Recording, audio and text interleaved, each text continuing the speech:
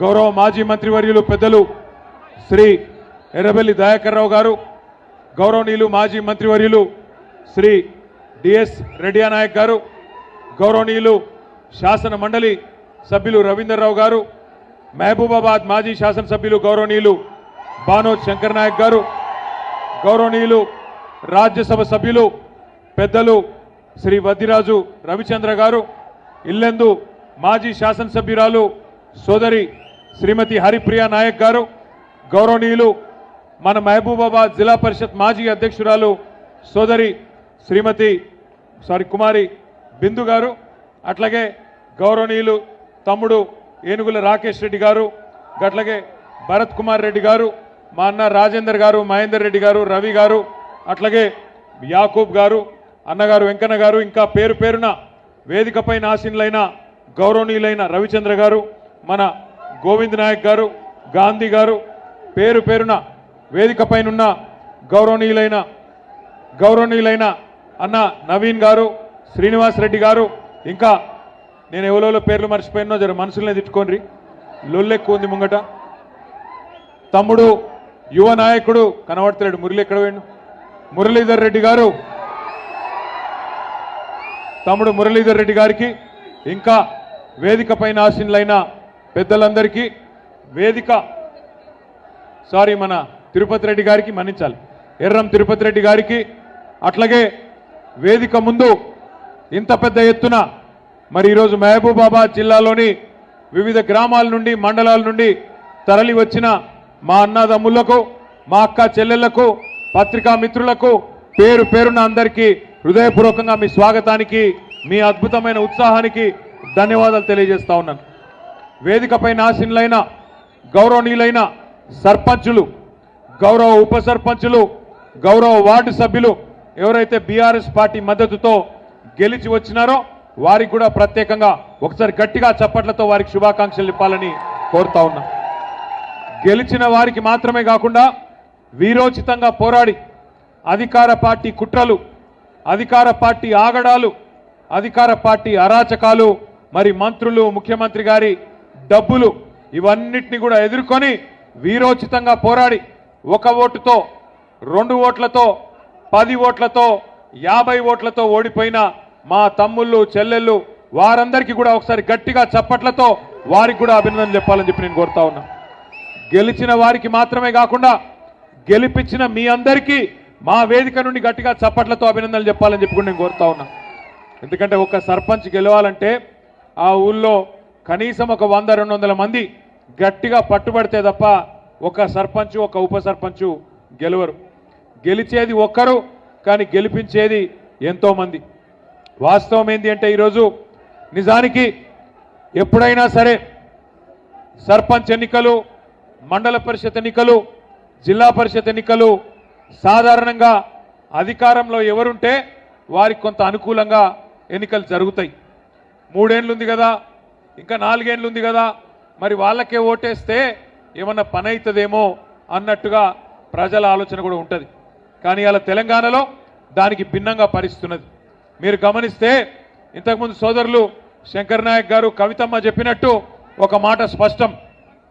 మహబూబాబాద్ జిల్లాలోనే కాదు, రాష్ట్రంలోని అన్ని జిల్లాల్లో కూడా ఇవాళ కాంగ్రెస్ అధికారాన్ని అడ్డం పెట్టుకొని తిమ్మిని బమ్మిని చేసే ప్రయత్నం చేసింది. మనం ఎన్నో సీట్లు గెలిచినాం.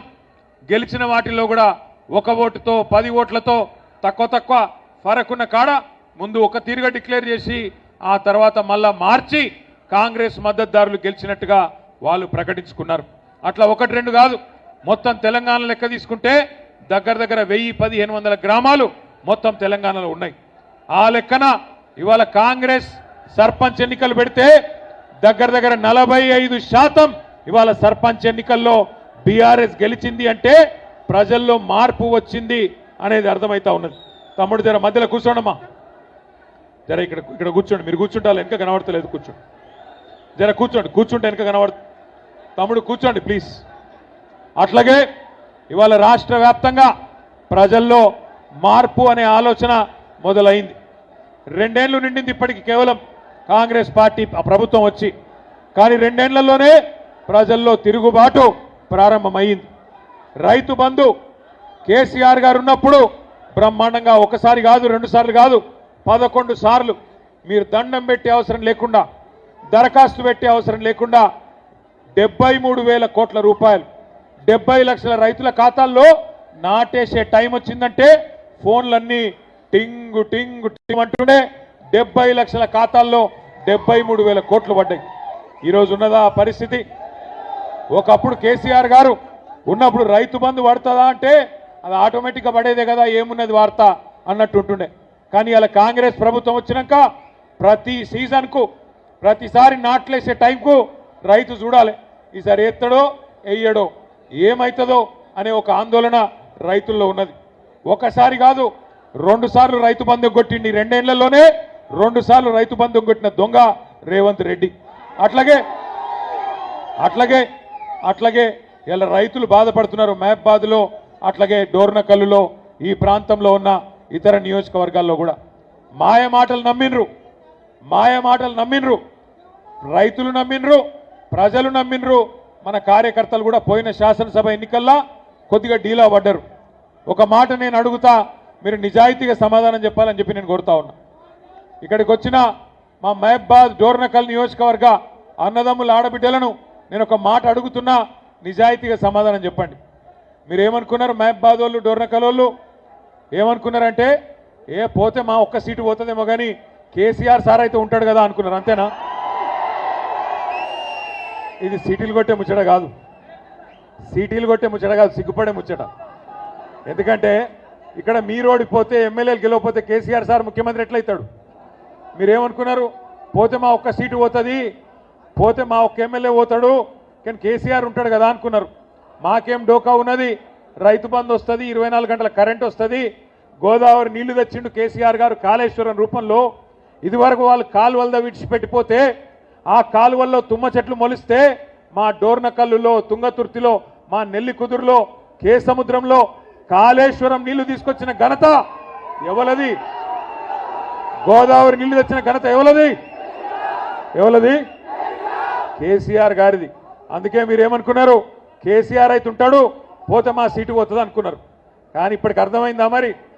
ఒక్కొక్క ఓటు విలువ, ఒక్కొక్క గ్రామంలో ఒక్కొక్క ఎమ్మెల్యే విలువ ఇప్పుడన్నా మనం తెలుసుకోవాలి. మీ లెక్కనే చాలామంది అనుకున్నారు రాష్ట్రంలో. మీరు మహబాద్ వాళ్ళు ఎట్లా అనుకున్నారో, పాలకుర్తి వాళ్ళు ఎట్లా అనుకున్నారో, డోర్నకల్ వాళ్ళు ఎట్లా అనుకున్నారో, ఇంకా వేరే వాళ్ళు కూడా గట్లే అనుకున్నారు. ఆఖరికి ఏమైంది? దొంగ మాటలు చెప్పి, జర్ర నువ్వు ఆడ మొత్తుకుంటే నేను ఈడ మొత్తుకుంటే ఎవరికి వినబడతారా తమ్మి ఆగు. దొంగ మాటలు నేనేదో కోపంతో అంటలేను, బాధతో అంటలేను. దొంగ మాటలు చెప్పి ఇవాళ అధికారంలోకి వచ్చింది అడ్డదారిన కాంగ్రెస్ పార్టీ. ఎన్ని మాటలు, ఎన్ని అబద్ధాలు! ఒకటా రెండా? 420 హామీలు. కేసీఆర్ గారు 10,000 ఇస్తే రైతులకు నేను 15,000 ఇస్తా అన్నాడు. కేసీఆర్ గారు కౌలు రైతులను పట్టించుకుంటలేడు, నేను కౌలు రైతులకు కూడా రైతు బంధు ఇస్తా అన్నాడు. ఇవన్నీ 100 రోజుల్లోనే చేస్తా అన్నాడు. కేసీఆర్ గారు రైతు కూలీలను పట్టించుకోలేదు. జాబ్ కార్డు ఉంటే చాలు, నేను ఒక్కొక్కలకు నెలకు 1000 రూపాయలు ఇస్తా, ఆత్మీయ భరోసా అని రైతు కూలీలకు మాటిచ్చిండు. కేసీఆర్ గారు లగ్గం చేస్తే కళ్యాణ లక్ష్మి షాదీ ముబారక్ కార్యక్రమం కింద 1,00,000 రూపాయలు ఇస్తున్నాడు, నేను తులం బంగారం ఇస్తా అన్నాడు. కేసీఆర్ 2,000 పెన్షన్ ఇస్తున్నాడు, నేను ముసలమ్మకు ముసలయ్యకు ఇంట్లో ఉండే ఇద్దరికి 4,000 పెన్షన్ ఇస్తా అన్నాడు. ఒకదానికేమో సోనియమ్మ మీద ఒట్టన్నాడు, ఇంకో దానికేమో ప్రియాంక గాంధీ మీద ఒట్టన్నాడు, ఇంకో కార్యక్రమానికి రాహుల్ గాంధీ మీద ఒట్టన్నాడు. ఇన్ని ఒట్లు పెట్టి అడ్డమైన మాటలు చెప్పి అరిచేతిలో వైకుంఠం చూపెట్టి గద్దెనెక్కిండ్రు అత్యవసర మార్కులతో కాంగ్రెస్ వాళ్ళు. 2 ఏళ్ళు అయిపోయింది. 100 రోజులు అన్నారు, గ్యారంటీ కార్డులు అన్నారు, బాండ్ పేపర్లు రాసిచ్చిండ్రు. మరి 2 ఏళ్లలో ఏం పీకిండ్రు నేను అడుగుతున్నా. ఏం చేసింది కాంగ్రెస్ పార్టీ 2 ఏళ్ళు? ఏమన్నా అడిగితే ఒకటే చెప్తారు, ఫ్రీ బస్ ఇచ్చినాం. ఎవలకు ఫ్రీ బస్సు?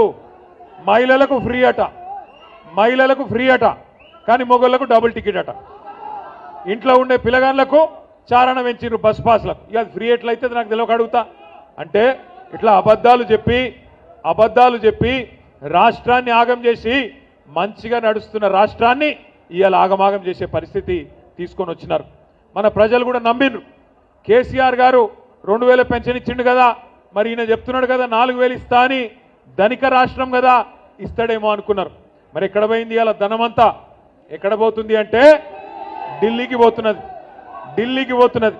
ఇలా నిజంగా మహబాద్కి ఇక్కడికి వస్తుంటే కవితమ్మ ఫోన్ చేసింది. ఎంపీ గారు ఫోన్ చేసి మన అధ్యక్షురాలు ఫోన్ చేసి అన్నది, అన్నా కాంగ్రెస్ వాళ్ళు కూడా ఏదో కార్యక్రమం పెట్టుకున్నారు, పోలీసు వాళ్ళు అంటున్నారు ఈ రోడేమట వద్దు, అట్లా నెల్లి కుదురు మీకెళ్ళి తిరిగి రమ్మంటున్నారు అని అన్నది. అంటే నేనన్నా ఎందుకమ్మా అన్న మన ప్రోగ్రామే ఒక పెద్ద నాయకుడు, మా ప్రాంతంలో అందరం గౌరవించే నాయకుడు నూకల రామచంద్రారెడ్డి గారని మంచి నాయకుడు ఉండే, ఆయన విగ్రహం, ఎందుకంటే ఆయన గతంలో మంత్రిగా పనిచేసినాడు, ఎమ్మెల్యేగా పనిచేసినాడు, నికార్సైన తెలంగాణ వాది. నిజానికైతే అప్పుడెప్పుడో 1970వ దశకంలోనే ముఖ్యమంత్రి కావాల్సిన స్థాయి ఉన్న నాయకుడు రామచంద్రారెడ్డి గారు. ఆయనను కాంగ్రెస్ ఎప్పుడో మర్చిపోయిందన్నా, కానీ మన నాయకుడు కేసీఆర్ గారు మహబూబాబాద్ను జిల్లా చేయడమే కాకుండా జిల్లా కలెక్టరేట్ పెట్టి ఆ జిల్లా కలెక్టరేట్ ప్రారంభోత్సవానికి వచ్చినప్పుడు అందరూ కాంగ్రెస్ వాళ్ళు మర్చిపోయిన రామచంద్రారెడ్డి గారి విగ్రహాన్ని పెట్టాలనే నిర్ణయం తీసుకున్నది మన నాయకుడు కేసీఆర్ గారు. కేసీఆర్ గారు నిర్ణయం తీసుకొని రామచంద్రారెడ్డి గారి విగ్రహాన్ని అధికారికంగా పెడుతున్నామని చెప్తే, ఏ రామచంద్రారెడ్డి గారు అయితే నిజాయితీగా ఆనాడు నిజాయితీగా బతికిండో, ఏ రామచంద్రారెడ్డి గారు అయితే కాంగ్రెస్ అధిష్టానానికి డబ్బులు ఇవ్వకపోవడం వల్ల ముఖ్యమంత్రి కాలేదో, ఇలా ఆ రామచంద్రారెడ్డి గారి విగ్రహాన్ని ఢిల్లీకి మూటలు మోసే సన్నాసులు కొంతమంది ఇలా ఆవిష్కరిస్తున్నారని చెప్పి ఇప్పుడే ఇక్కడికి వస్తే చెప్తా ఉన్నారు. ఆలోచించండి, ఎక్కడ రామచంద్రారెడ్డి గారు, ఎక్కడ ఇక్కడ ఉన్న సన్నాసి రేవంత్ రెడ్డి, ఒక్కసారి ఆలోచించండి. ఆ మహానుభావుడు ఎప్పుడో ముఖ్యమంత్రి అవుతుండే, కానీ తెలంగాణ బిడ్డ కాబట్టి, రేషం ఉన్నోడు కాబట్టి, ఢిల్లీకి గులాం కాదు కాబట్టి ఆయన ముఖ్యమంత్రి కాలేకపోయిండు. కానీ ఇవాళ బ్యాగులు మోసేటోళ్ళు, సంచులు మోసేటోళ్ళు, చెప్పులు మోసేటోళ్ళు వీళ్ళే ఈ ఢిల్లీ గులాం గాళ్ళు ఇలా పెద్ద పెద్ద మాటలు మాట్లాడుతున్నారు. ఇవాళ వాళ్ళంట ఈ దుర్మార్గులు వచ్చి రామచంద్రారెడ్డి గారి విగ్రహాన్ని ఆవిష్కరిస్తుంటే, సురేందర్ రెడ్డి గారు మంచోడే, ఆయన అంటలేను నేను, సురేందర్ రెడ్డి మంచోడే, కానీ ఇక ఇంకా వేరే వాళ్ళు ఉన్నారు వాళ్ళిద్దరు, గసంటోళ్ళు ఆవిష్కరిస్తే తప్పకుండా ఆయన ఆత్మ కూడా శోభిస్తుంది, మంచి జరగదు. దయచేసి నేను మిమ్మల్ని అందరినీ కోరేది ఒకటే, ఆలోచించండి. మహబూబాబాద్కి కానీ తెలంగాణకు కానీ కేసీఆర్ గారు వచ్చిన తర్వాత ఏమేం జరిగిందో ఒకసారి ఆలోచించండి. తెలంగాణ రాష్ట్రం తెచ్చిన నాయకుడు, మీ ఆశీర్వాదంతో మీ దయతో 2 సార్లు ముఖ్యమంత్రిగా చేసిన నాయకుడు, 2 సార్లు ముఖ్యమంత్రిగా చేయడమే కాకుండా ఇవాళ ఇక్కడ గెలిచి కూర్చున్న మా సర్పంచులు, ఉప సర్పంచులు, ముఖ్యంగా గిరిజన బిడ్డలు, మా బంజారా బిడ్డలు, మీరు ఆలోచన చేయాలా. ఎప్పటి నుంచో ఉన్నది నినాదం, మా తాండాలో మా రాజ్యం ఉండాలని. మరి 3400 గిరిజన గూడాలు, తాండాలు, వాటన్నిటిని కూడా గ్రామ పంచాయతీలు చేసిన నాయకుడు ఎవరు? కేసీఆర్ గారు. వాళ్ళ గిరిజనుల ఆత్మగౌరవాన్ని పెంచి 6% రిజర్వేషన్ను 10% చేసింది ఎవరు? కేసీఆర్ గారు. అట్లాగే తాండాలను పంచాయతీలు చేసిండు. ఒక్కొక్క తాండాలో పంచాయతీ చేయడమే కాకుండా బ్రహ్మాండంగా ప్రతి పల్లెలో ఇవాళ చిన్న చిన్న తాండాలు 500 ఓట్లు 400 ఓట్లు ఉండే తాండాలలో కూడా ఇవాళ ఒక ట్యాంకర్ ఉన్నది, ఒక ట్రాక్టర్ ఉన్నది, ఒక డంపింగ్ యార్డ్ ఉన్నది, ఒక వైకుంఠ ధామం ఉన్నది, ఒక నర్సరీ ఉన్నది, ప్రతి ఇంటి ముంగట ఒక నల్లా ఉన్నది. ఒకనాడు మా రెడ్డి నాయక్ గారికి తెలుసు, ఒకనాడు మేము కొత్తగా ఎమ్మెల్యేలు అయినప్పుడు 2009లో ఎండాకాలం వచ్చిందంటే ఊర్లలో పోవాలంటే భయం అవుతుండే. ఏ ఊరికి పోయినా బిందెలడ్డం పెడుతురు, ఏ ఊరికి పోయినా కుండలడ్డం పెట్టేది, గడబడి ఉండేది. మాకు బోర్ కావాలా, మోటార్ కావాలా, నీళ్లు లేవు, బావి కాడికి వెళ్ళి తెచ్చుకోవాలి, కిలోమీటర్లు నడవాలా అని చెప్పి గడబడి ఉంటుండే. ఇలా పరిస్థితి ఉన్నదా తెలంగాణలో? బ్రహ్మాండంగా భారతదేశంలో ఆదర్శవంతమైన గ్రామ పంచాయతీలు ఎక్కడ ఉన్నాయంటే మరి వాటిని తయారు చేసింది ఎవరు అంటే మనకు తెలుసు, కేసీఆర్ గారు. గౌరవ పంచాయతీరాజ్ శాఖ మంత్రిగా ఎర్రబెల్లి దయాకర్ రావు గారు పనిచేసినారు, మున్సిపల్ మంత్రిగా నేను పనిచేసిన. మా ఇద్దరికి పోటీ ఉంటుండే. ఇక మా దయాకర్ అన్న బాగా పోజులు కొడుతుండే, ఏమంటుండే, మీ మున్సిపాలిటీ కంటే మాకే అవార్డులు ఎక్కువ వచ్చినాయి అంటుండే. నిజమే, 3% జనాభా తెలంగాణ భారతదేశంలో. దేశం మొత్తం తీసుకుంటే 3% జనాభా మాత్రమే తెలంగాణది. కానీ ఉత్తమ గ్రామ పంచాయతీలకు అవార్డులు ఇచ్చే జాతీయ పంచాయతీరాజ్ దినోత్సవం నాడు 3% కంటే తక్కువ జనాభా ఉండే తెలంగాణకు 30% అవార్డులు వచ్చిన మాట వాస్తవమా కాదా ఆలోచన చేయండి. ఆ ఘనత గౌరవ పంచాయతీరాజ్ శాఖ మంత్రిగా పనిచేసిన దయన్నది, ఆయనను నడిపించిన కేసీఆర్ గారిదనే మాట కూడా నేను గుర్తు చేస్తా ఉన్నా. భారతదేశంలో ఎక్కడ లేవు ఇటువంటి పల్లెలు. ఇలా అట్లాంటి పల్లెలను తెచ్చుకున్నాం. నాకు తెలుసు మీరు గెలిస్తే ఈ పోటీలో కూడా, ఈ యుద్ధంలో కూడా ఇవాళ నిజానికి కార్యకర్తలు, నాయకులు, మీరు పెద్ద నాయకులకు మీరు శక్తినిచ్చినారు. నిజంగా చెప్పాలంటే వేదిక మీద కూర్చున్న నాయకుల కంటే వేదిక ముందున్న నాయకుల పోరాట స్ఫూర్తి గొప్పది. పెద్ద పెద్ద నాయకులు కొంతమంది భయపడి పార్టీలు మారిన, గెలిచినాక కూడా మీ జిల్లాల కడియం శ్రీహరి పార్టీ మారింది. కానీ గ్రామ స్థాయిలో ఉండే నాయకులు కథానాయకులై ఒక్కొక్కరు ఒక్కొక్క కేసీఆర్ తీరుగా ఈ 2 ఏళ్లలో అద్భుతంగా కొట్లాడింది. పోయినసారి లగచర్ల గురించి మొత్తం రాష్ట్రంలో మీటింగులు పెడదాం అని ఆలోచన చేస్తే మా సత్యవతి రాథోడ్ గారు, మా కవిత గారు, శంకర్ నాయక్ గారు, అన్నా గిరిజనుల అడ్డా ఇది, మహబాద్ జిల్లా, మా రెడ్డి నాయక్ గారు కూడా మీరు ఇక్కడికే రావాలని చెప్పి అద్భుతంగా ఒక 25-30 వేల మందితోని మహబాద్ దద్దరిల్లిపోయే విధంగా అద్భుతమైన కార్యక్రమాన్ని ఇక్కడనే ఏర్పాటు చేసినారు. ఆ దెబ్బకు కాంగ్రెస్ ప్రభుత్వం వెంటనే లగచర్ల నోటిఫికేషన్ కూడా రద్దు చేసి ఆ జైల్లో పెట్టిన గిరిజన బిడ్డలను కూడా విడిపించాల్సిన పరిస్థితి వచ్చింది. ఇవాళ కూడా ఇక్కడికి వస్తుంటే గుండె నిండా సంతోషంగా ఉన్నది. గెలిచిన ఎన్నన్నది కాదు లెక్క, 130-140 గెలిచినాం, పర్వాలేదు. మిగిలినవి కూడా కొన్ని వాళ్ళు తొండి చేసుకొని గెలిచినారు. వాళ్ళు ఓ 10-20 వాళ్ళు మనం గెలిచినవి కూడా వాళ్ళ దానిలో కలుపుకున్నారు. కానీ భయపడేదేం లేదు, బాధపడేదేం లేదు. ముఖ్యంగా గెలిచి వచ్చిన మా సర్పంచ్ సోదరులను నేను కోరుతా ఉన్నా, మీ మీద ఒత్తిడి ఉంటుంది, ఇక మిమ్మల్ని ఇబ్బంది పెడతారు. మీ ఎమ్మెల్యే అంటాడు, ఏమంటాడు, నేను మీకు ఇందిరా మిన్లు ఇయ్యా, నేను మీ గ్రామ పంచాయతీలకు పైసలు ఇయ్యా అని బెదిరించే కార్యక్రమాలు ఇదివరకు చేసినారు, ఇప్పుడు కూడా చేస్తూ ఉన్నారు. కానీ గుర్తుపెట్టుకోవాల్సిన అంశం ఒకటే, గౌరవ సర్పంచులు, మీకు గ్రామ పంచాయతీకి వచ్చే నిధులు ఎవరి అబ్బసొత్తో ఎవరి అత్త సొమ్మో కాదు. డాక్టర్ బాబాసాహెబ్ అంబేద్కర్ రాసిన రాజ్యాంగం ఆధారంగా భారతదేశంలో 5 అంచెల్లో ప్రభుత్వాలు ఉన్నాయి. పైన కేంద్ర ప్రభుత్వం ఉన్నది, ప్రధానమంత్రి, మంత్రులు, ఎంపీలు వాళ్ళందరూ పైన ఉంటారు. రాష్ట్రాలకు వచ్చే వరకు రాష్ట్ర ప్రభుత్వం ఉంటుంది. దాని కిందికి వస్తే జిల్లా ప్రభుత్వం జిల్లా పరిషత్ రూపంలో ఉంటుంది. కొద్దిగా కిందికి వస్తే మున్సిపాలిటీలు, మండలాలు ఉంటాయి. ఇక గ్రామ స్థాయిలో, క్షేత్ర స్థాయిలో గ్రామ పంచాయతీ. రాష్ట్రానికి ముఖ్యమంత్రి ఎట్లనో గ్రామ పంచాయతీకి సర్పంచ్ గారు కూడా గంతే. మీ పవర్ అంత ఉంటుంది. మిమ్మల్ని కాదని ఎవడు ఏం చేయలేడు. ఏ ఎమ్మెల్యే, ఏ ఎంపీ మీ నిధులకు అడ్డు వచ్చే ప్రయత్నం చేసినా అది చెల్లది. ఎందుకంటే మీకు అండగా ఉన్నది బాబాసాహెబ్ అంబేద్కర్ రాసిన రాజ్యాంగం. రాజ్యాంగంలో స్పష్టంగా ఎవల నిధులేంది, ఎవల విధులు ఏంది, నిధులు అదేవిధంగా విధులు అంటే పని ఏంది స్పష్టంగా అంబేద్కర్ గారు రాసింది. అలా స్పష్టంగా ఉన్నది, రూపాయి ఫైనాన్స్ కమిషన్ డబ్బులు పంచాయతీలకు విడుదల చేస్తే, స్థానిక ప్రభుత్వాలకు విడుదల చేస్తే, ఢిల్లీలో రూపాయి విడుదలైతే స్ట్రైట్గా 85 పైసలు గ్రామ పంచాయతీ అకౌంట్లకు వస్తాయి. స్ట్రైట్గా. అలా ముఖ్యమంత్రి, ఆర్థిక మంత్రి, మీ ఎమ్మెల్యే, ఏ గొట్టంగాడు కూడా అడ్డం పెట్టే శక్తి వాళ్ళకి లేదు. గుర్తుపెట్టుకోండి. 85 పైసలు డైరెక్ట్గా మీ ఖాతాలకు రావాలి. అట్లాగే 10 పైసలు మండల పరిషత్ ఖాతాలకు పోవాలి, 5 పైసలు మాత్రం జిల్లా పరిషత్ ఖాతాలకు పోవాలి. ఇది ఫైనాన్స్ కమిషన్ రాజ్యాంగబద్ధంగా మీకు ఇచ్చే పైసలు. మనం ఏం చేసేది గతంలో కేసీఆర్ గారు ఉన్నప్పుడంటే, రూపాయి కేంద్ర ప్రభుత్వం నుంచి, ఫైనాన్స్ కమిషన్ నుంచి వస్తే మరొక రూపాయి మన రాష్ట్ర ప్రభుత్వం నుంచి పల్లె ప్రగతి నిధుల రూపంలో దాన్ని తోడేసి మీకు నెల నెల జీతం వచ్చినట్టే పల్లె ప్రగతి నిధులు మనం ఆ రోజు మంజూరు చేసేది. దాంతో ఇన్ని కార్యక్రమాలు చేసుకున్నాం. ప్రతి ఊళ్ళో ఒక పల్లె ప్రకృతి వనం కట్టుకున్నాం, ఒక పార్క్ కట్టుకున్నాం, ఒక డంపింగ్ యార్డు, ఒక వైకుంఠ ధామం, ఇవన్నీ కట్టుకున్నాం. ఇంటింటికి నల్లా పెట్టుకున్నాం, వాటర్ ట్యాంకులు పెట్టుకున్నాం, ఏ గోస లేకుండా బ్రహ్మాండంగా చూసుకున్నాం.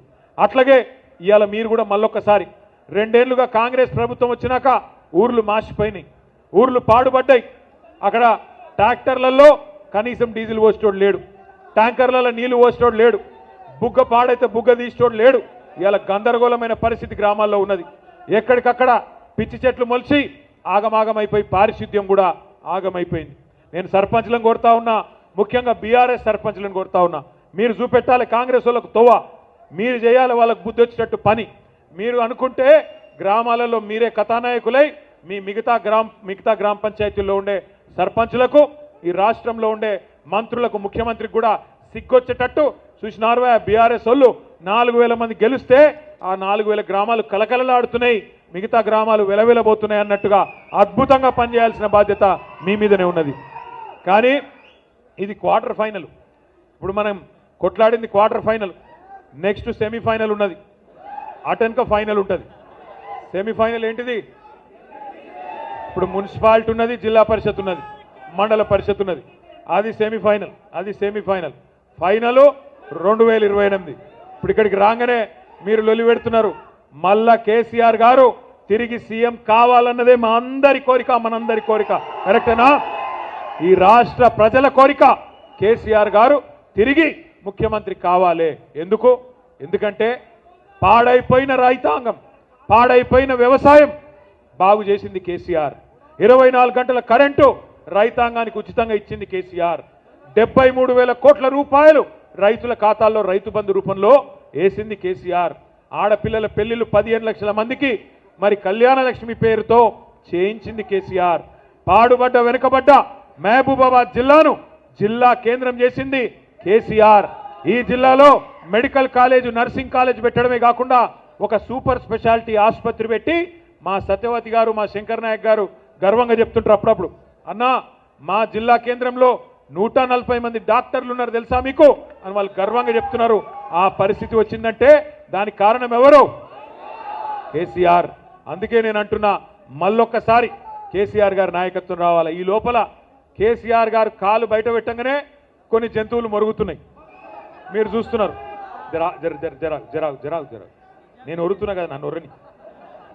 కొంతమంది కొన్ని జంతువులు మరుగుతున్నాయి. కేసీఆర్ గారు వచ్చి బయటికి వచ్చి ఒక్కసారి ప్రెస్ ముంగట కనవడంగానే కొంతమందికి ఆగమాగం అవుతుంది, అజీర్తి అవుతుంది, కడుపులో మరుగుతున్నారు. ఎట్లా మాట్లాడుతున్నారో మీరు చూస్తున్నారు. ఎంత దుర్మార్గం కాకపోతే ఒక 71-72 ఏళ్ల పెద్ద మనిషి, 2 సార్లు రాష్ట్రానికి ప్రజల చేత ముఖ్యమంత్రిగా ఎన్నుకోబడ్డ నాయకుడు, తెలంగాణ తెచ్చిన నాయకుడు, అట్లాంటి నాయకుడిని పట్టుకొని నోటికొచ్చిన మాటలు.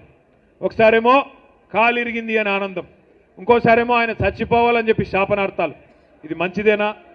ఇది మంచి పద్ధతేనా? మాకు రావా మాటలు, మాకు రావా బూతులు? రేవంత్ రెడ్డి, నీకు నేను చెప్తున్నా, నీకు ఒకటే భాష వచ్చురా నాయన, నాకు 3 భాషలు వచ్చు. నువ్వు ఒకటే భాషలో బూతులు తిడతావు. నేను అనుకుంటే గట్టిగా అనుకుంటే 3 భాషలలో తిడతా, హిందీలో, ఇంగ్లీష్లో, తెలుగులో తిడతా. నీకు ఒకటే వచ్చు. నేను పక్కా ఉర్దూలో కూడా తిడతా. ఇక మా అక్క వాళ్ళను, మా అన్న వాళ్ళని అడిగి కొన్ని రోజుల గోర్మాటి భాష కూడా నేర్చుకుని అందులో కూడా తిడతా. మా లంబాడా సోదరుల భాష కూడా నేర్చుకొని అందులో కూడా తిడతా. కానీ ఇప్పుడు నువ్వు కూర్చున్న పదవి, దానికి గౌరవం ఇచ్చి మాట్లాడతలేవు. ఎందుకంటే మాకు నీకంటే ఎక్కువ వచ్చు భాష, నీకంటే ఎక్కువ తిట్లొచ్చు. కానీ మా అమ్మ నాయన నన్ను సంస్కారంతో పెంచారు. నిన్ను ఎట్లా పెంచారో నాకు ఎరకలేదు. అవి ఏం మాటలు, ఏం భాష అది? నేను గుంటూరులో చదువుకున్నా అంటాడు. అవు, నేను గుంటూరులోనే చదువుకున్నా, ఇంటర్మీడియట్ చదువుకున్నా, కరెక్టే. నేను గుంటూరులో చదువుకుంటే తప్పైతే, ఆంధ్రాలో చదువుకుంటే తప్పైతే, మరి నువ్వు భీమవరం నుంచి అల్లుని తెచ్చుకుంటే ఉప్పు ఎట్లయితుంది? మరి నువ్వు అల్లుని తెచ్చుకున్నావు భీమవరంకి వెళ్ళి, ఆంధ్రాకి వెళ్ళి. నేనేమన్నా అన్నానా? మేమేమన్నా అన్నామా? ఇది వ్యక్తిగతమైన సంబంధాలు, సంస్కారానికి సంబంధించిన అంశం. మీ కుటుంబ సభ్యులను మేము ఎన్నడేమనం, అది మా సంస్కారం. నువ్వు అనొచ్చు, మా వాళ్ళని ఇష్టం ఉన్నట్టు అంటున్నావు, కానీ మేము అంటలేం. మీ భార్య గారిని కానీ, మీ బిడ్డని కానీ ఎవరిని మేము అంటలేం, ఎందుకంటే అది మా సంస్కారం. అట్లాగే నేను అడుగుతున్నా, ఆయనకి బాధ ఏందో అర్థం కాదు. అడ్డిమారి గుడ్డి దెబ్బలో ముఖ్యమంత్రి అయ్యిండు, ఆయనక సంతోషంగా ఉండొచ్చు కదా. తెల్లారు లేస్తే కేసీఆర్ గారిని తిట్టుడు, తెల్లారు లేస్తే మన మీద ఏడ్చుడు తప్ప పీకిందేమీ లేదు. ఏమన్నా అంటే 2 ఏళ్ల నుంచి ఒకటే టైంపాస్ ప్రోగ్రాం. కొన్ని రోజులు కాళేశ్వరం అంటాడు, కొన్ని రోజులు ఫోన్ ట్యాపింగ్ అంటాడు, కొన్ని రోజులు ఫార్ములా ఈ అంటాడు. పని చేసుడు చేత కాదు. వెనుకటికి ఎవడో ముఖం బాగాలేక అద్దంబల కొట్టుకున్నాడట. గట్లున్నది ఈయన కథ. అరే బంగారు పల్లెంలో పెట్టి నీకు రాష్ట్రాన్ని అప్పచెప్తే, ఇంత అద్భుతమైన రాష్ట్రం, భారతదేశంలోనే తలసరి ఆదాయంలో నెంబర్ 1 రాష్ట్రం తెలంగాణ. అంత అద్భుతంగా తయారు చేసి కేసీఆర్ గారు వడ్డిచ్చిన విస్తరి, కట్టిన ఇల్లు పెట్టిన పొయ్యి అన్నట్టు నీకు అప్పచెప్తే, నీకు నడపచాత గాక ఇవాళ ఏం మాట్లాడుతున్నాడు? ఒకటే చెప్తాడు, ఏమైందిరా బాయ్ 2500 ఇస్తాను మా ఆడబిడ్డలకు, ఏమైంది అని ఆడపిల్లలు అడిగితే ఏమంటాడు? నీ గుడ్లు వీకి గోటీలు ఆడతా అంటాడు. ఏమాయిరా బాయ్, మరి రైతు బంధు ఇస్తా అంటివి 10,000 కాదు 15,000 చేస్తాను పొంకనాలు కొడుతుంది, ఏమాయే అని రైతు సోదరులు అడిగితే నీ పేగులు తీసి మెడలేసుకుంటా అంటాడు. ఈ భాష తప్ప పని చేసుడు సాత కాదు. ఒక మంచి పని చేసే తెలివి లేదు. అత్తకు 4,000 అంటివి, కోడలకు 2,500 అంటివి, డైలాగులు కొడితివి. విద్యార్థులకు 5 లక్షల విద్యా భరోసా కార్డు అంటివి, ఆడపిల్లలకు స్కూటీలు అంటివి, 2 లక్షల ఉద్యోగాలు అంటివి, నెలకు 4,000 నిరుద్యోగ భృతి అంటివి, తులం బంగారం అంటివి, నీ బోందా అంటివి. ఏడవా అన్ని నేను ఎప్పుడో చెప్పిన మా ఆడబిడ్డలకు. నేను ఇదివరకే చెప్పిన, ఈయన తులం బంగారం ఇచ్చే బాపతి కాదు, మీ మెడల పుస్తల తాడు కూడా ఎత్తుకపోతాడు వీడని చెప్పిన. ఇవాళ గాపరిస్తే వచ్చింది. అందుకే నేను అంటున్నా, ఇవాళ ప్రజలు బాధపడుతున్నారు. రాష్ట్రంలో రైతులు అయ్యో పాలిచ్చే బర్రెను కాదనుకొని తన్నే దున్నపోతుని తెచ్చుకున్నామని బాధపడుతున్నారు. వాస్తవం ఇది.